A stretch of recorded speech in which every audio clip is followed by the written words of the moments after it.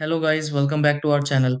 If your Dell docking station suddenly stops detecting an external monitor on Windows 11 or Windows 10, it can feel upsetting when everything seemed to work before.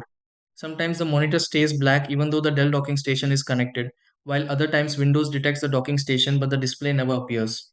A problem like this can happen because of loose cables, display settings, connection glitches, or temporary system interruptions that are easy to overlook. Before assuming something major completely stopped working, there are few simple things worth checking because many Dell docking station monitor issues can improve after quick adjustment.